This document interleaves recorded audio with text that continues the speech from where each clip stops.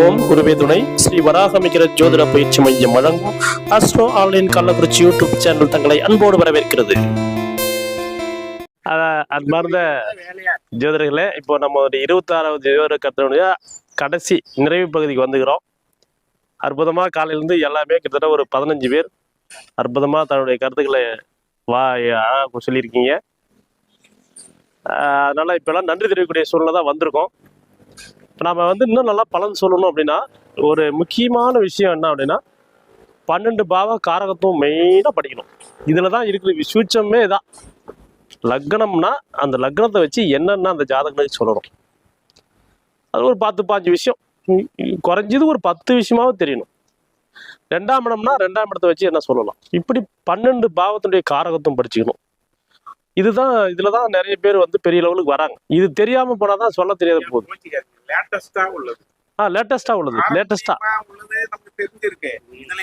இதுல என்ன லேட்டஸ்ட் எது பண்ண முடியும்? 2ஆம் இடம்ன்றது அந்த காலத்துல குடும்பம். ஆனா 2ஆம் இடம் என்பது நம்ம பேசக்கூடியது, பேச்சு திறமையும் சொல்லக்கூடியது, சொல்வாக்கு செல்வாக்கு, இதெல்லாம் அற்புதமா பண்ணணும். அதே போல இந்த கிரகத்தினுடைய காரகத்துவம் நல்லா படிக்கணும். ராசி காரகத்துவம் கிரகம் ரெண்டையும் நீங்க சரியா படிச்சீங்கன்னா தான் அடுத்து கிரகத்தோட ஒவ்வொரு பாவத்தோட இன்னொரு பாவத்தை இணைக்கும் போது தான் பலன் சரியாகும். இன்னொன்று, நீங்க நல்லா படிக்க ஆரம்பிச்சிட்டிங்கன்னா, ஒரு கிரகத்தோட ஒரு கிரகம் ஒரு தசாபுத்தி ஓடுது, சுக்கிர தசை வருதுன்னு வச்சுங்களேன்.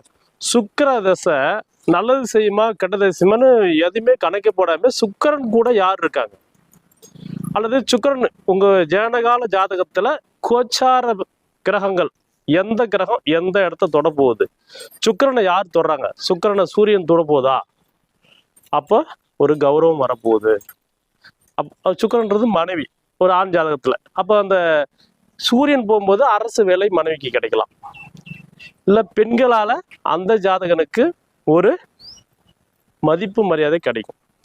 இதே போல சுக்கிரனோட சனி போகுதுன்னு வச்சுங்களேன், சுக்கிரன் பெண் அல்லது மனைவி அல்லது வாகனம், சனி சம்மந்தப்பட்ட விபத்தோ அசிங்கப்படுறதோ அவமானப்படுறதோ நடக்கும். அப்போ கிரகத்தோட ஜனகால ஜாதகத்துல இருக்கிற கிரகத்தோட எந்த கிரகம் மேல ஏறி போகுது, நீங்க எந்த ரோட்ல போறீங்க, நீங்க வண்டியில போறீங்க, போகக்கூடிய அந்த பாதை இருக்கு பாத்தீங்களா, அதுதான் கோச்சார கிரகம். கோச்சார கிரகம் எங்க போகுது, உங்க ஜனகால ஜாதகத்தை எந்த கிரகம் தொட போகுதுன்றது தான் பலன் சொல்ல முடியும். உதாரணமா மேஷ லக்னத்துல ஒருத்தர் வந்திருக்காரு, அவரு ஜாதகத்துல குரு இருக்காருன்னு வச்சுங்களேன். இப்போ அப்ப மேஷ லக்னத்துக்கு 12ஆம் இடத்துல யார் இருக்காங்க அப்படின்னு பார்க்கும்போது சனி இருக்கிறாரு. ஒருவேளை உங்க ஜாதகத்துல செவ்வாய் அங்க ஒரு லக்னாதிபதி 12ல மறைஞ்சி சனி கூட போச்சுன்னா அவங்க உடல் உபாதைகளை கொடுக்கும். செவ்வாய் சனி பகை உங்க லக்னாதிபதிக்கு மேல சனி டிராவல் பண்ணும்போது உடல் உபாதைகளையோ சண்டையோ சச்சரவோ இந்த மாதிரி தொந்தரவு. அப்போ கிரகத்து மேல ஒரு கிரகம் பயணிக்கும் போது என்ன பலன் கொடுக்கும் அப்படின்றதையும் நம்ம அழகா படிக்க முடியும். அதுக்கு காரகத்துவம் படிக்கணும், அது ஒரு விஷயம். அதே போல பார்த்தீங்கன்னா, ஒரு பலன் எடுக்கும்போது தசாபுத்தி எடுக்கும்போது நீங்க என்ன பண்ணணும்னா, தசாபுத்தியில ஒரு தசை நடக்குது அப்படின்னா இருக்கிறது 12 லக்னம் தான். இந்த 12 லக்னத்துக்கு எந்த கிரகம் எந்த மேஷ லக்னம் 12 லக்னம் இருக்குது, இந்த லக்னத்துக்கு எந்த கிரகம் நல்ல பலனை கொடுக்கும் அல்லது கெடு பலனை கொடுக்குன்ற இந்த அறிவு நமக்கு வேணும். முதல்ல மேஷ லக்னமா என்ன, அந்த லக்னத்தை பார்த்த உடனே என்ன தசாபுத்தி இருக்கு நடக்குதுன்னு பார்த்த உடனே இது சரியா நல்லது கொடுக்குமா கெடுதல் கணிக்கிறது ஒரு செகண்ட் நம்ம மைண்ட்ல வரணும். அதுக்கு நீங்க ஒவ்வொரு லக்னத்துக்கும் பாரம்பரிய முறைப்படியில மாரகாதிபதி பாதகாதிபதி துருஸ்தான அதிபதிகள் யாரு அப்படின்னு யோகாதிபதிகள் இதை பிரிச்சு வைக்க தெரியணும். சூட்சமே தான், வேற எதுவுமே இல்லைங்க. ஒவ்வொரு லக்னத்துக்கும் 3, 6, 8, 12 அதிபதிகள் யாரு, மாரகாதிபதி யாரு, பாதகாதிபதி யாரு அல்லது யோகாதிபதி யாரு, இந்த பாயிண்ட பிடித்துட்டு நீங்க மைண்ட்ல ஏத்திட்டீங்கன்னாவே 90% பலன் எடுத்துட்டீங்கன்னு அர்த்தம். அப்புறம் கோச்சாரம் 10%. மேஷ லக்னமா இருக்காங்க, அந்த சனி தசை நடக்குது அப்படின்னா கண்டிப்பா பிரச்சனை வரும். எப்படி பிரச்சனை வரும்? மேஷ லக்னம் சரலக்கணம், சனி 11ஆம் அதிபதி, அதாவது தொழில் மற்றும் லாபத்துக்கு அதிபதி அவர் தான். தொழிலையும் கொடுப்பார், கூடவே பிரச்சனையும் கொடுப்பார். அப்ப மேஷ லக்னம் சனி தசை வருதுனாவே தொழில அடின்னு சொல்லுங்க, கரெக்டா 100% சரியா இருக்கும். ரிஷப லக்னமா அட்டம் அதிபதி யாருன்னு பாருங்க, குரு. குரு திசை வந்தா பிள்ளைகளால பணத்தால கண்டிப்பா பிரச்சனை வரும். மிதுன லக்னம், மிதுன லக்னத்துக்கு குரு தான் பாதகாதிபதி. அப்ப மிதுன லக்னத்துக்கு குரு திசை வரக்கூடாது. சரி, யாருக்கு சார் வந்து நீங்க சொல்றீங்க? மறைந்த முன்னாள் முதல்வர் ஜெயலலிதா அம்மாவுக்கு ராகு திசை 18 வருஷம் தான் அவங்க வந்து அரசியல்ல உலக சாதனை படிச்சவங்க. அந்த ராகு தசை முடிகிற தருவாயில அவங்க அப்பா ஜோசியர், அவங்களுக்கும் ஜோசியம் தெரியும். அவங்க கிட்டத்தட்ட ஒரு 15 ஜோசியர் கையில் வச்சிருந்தாங்க. அத்தனை பேரும் சொன்னாங்க பரிகாரம். என்ன பரிகாரம் சொன்னாங்க? குருவுடைய வாகனம் எதுனா யானை, யானை தானம் கொடுங்க, இந்த குருசை உங்களை பாதிக்காதுன்னு சொன்னாங்க. முடிஞ்ச வரலையும் என்னென்ன பண்ண முடியுமோ கோயில்களுக்கு அப்பதான் திட்டம் போட்டாங்க. என்ன அன்னதான திட்டம்லாம் அப்பதான் உருவாச்சு. யானை விட்டாங்க, அன்னதானம் போட்டாங்க, அத்தனை விஷயம் பண்ணியும் கூட விதி வலியது முடியல. அப்ப மிதுன லக்னத்துக்கு இது வந்து பிக்சடு சார். நீங்க எது வேணாலும் எந்த எவன் ஜாதகம் இருக்கட்டும், கடவுள் ஜாதகமே தான் சேர்த்தான். மிதுன லக்னமா குரு தசை ஒரு அடி அடிக்காம விடவே விடாது. பதவி இறக்கும், பதவியை இறக்கும். ஏன்? மிதுன லக்னத்துக்கு 7க்கும் 10 கூடியவர். ஒண்ணு நண்பர்களால பிரச்சனை வரும், கணவன் மனையால பிரச்சனை வரும், தொழில் பாதிக்கும். ஏன்? குருவுக்கு 2 ஆதிபத்தியம். கடக லக்னமா சனி தசை வரக்கூடாது, சுக்கிர தசை வரக்கூடாது. இதெல்லாம் எப்படி சார் சொல்றீங்கன்னா, உங்க வாதியார் சொல்லிக் கொடுக்குற பாடத்தை மாரகாதிபதி பாதகாதிபதி கரெக்டா படிங்க. அப்படி படிச்சு எடுத்தீங்கன்னா ஒவ்வொரு லக்னத்தையும் எடுத்த உடனே இந்த தசை இதுதான் சார் பாதிப்புனா இல்லைன்னே சொல்ல முடியாது அந்த ஜாதகத்தால். இது பர்ஃபெக்டா எடுக்கணும். சிம்ம லக்னமா சனி தசை பாதகத்தை கொடுக்கும், செவ்வாய் தசையும் பாதகத்தை கொடுக்கும். செவ்வாய் சிம்ம லக்னத்துக்கு ஒரு கேந்திரத்துக்கும் 4ஆம் அதிபதியும் அவர் தான், பாக்கியாதிபதி அவர் தான். ஆனா அவரே பாதகத்தையும் செய்வார். ஆனா பெரும்பான்மையான ஜாதகத்துல செவ்வாய் தசை சிம்ம லக்னத்துக்கு பாதிப்பது இல்லை அப்படின்னு சொல்லி சில கூட்டுகள் அதை வந்து அனுபவத்தில் ஒவ்வொருத்தவங்களும் மாற்றி சொல்றாங்க.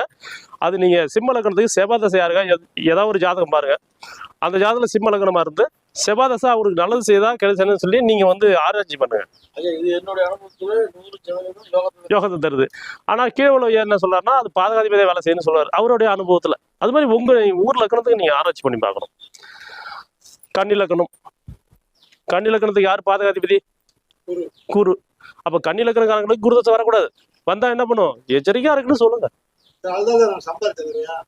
அப்ப அவருக்கு யோகத்தை கொடுக்கூடாது. பாருங்க,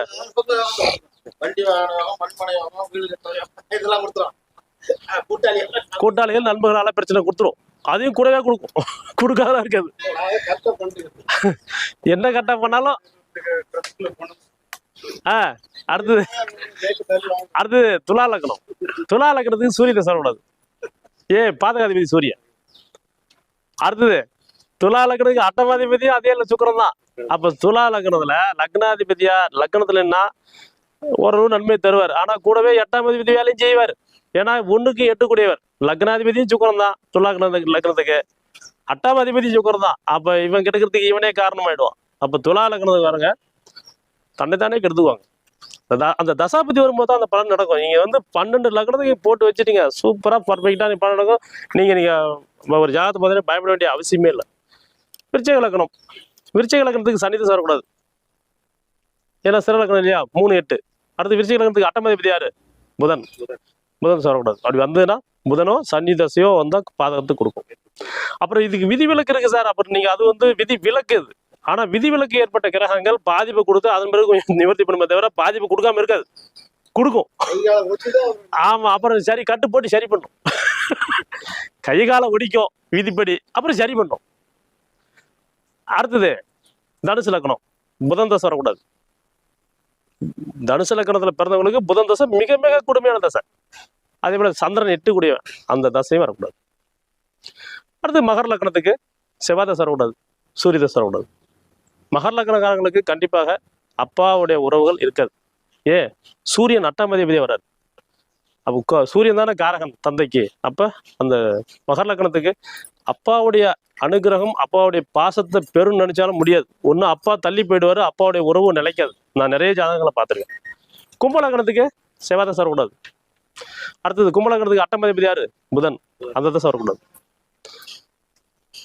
அதே போல கும்பலக்கணக்காரங்களுக்கு 5ஆம் அதிபதியும் 8ஆம் அதிபதியும் ஒரே கிரகம் தான், புதன். பிள்ளைகளால பூர்வீகத்தால பிரச்சனைகள் வரவே செய்யும். புதன் தசை முடியவில்லை, அவங்க கவனமா இருக்கணும். அடுத்து மீன லக்னத்துக்கு புதன் தசை கூடாது.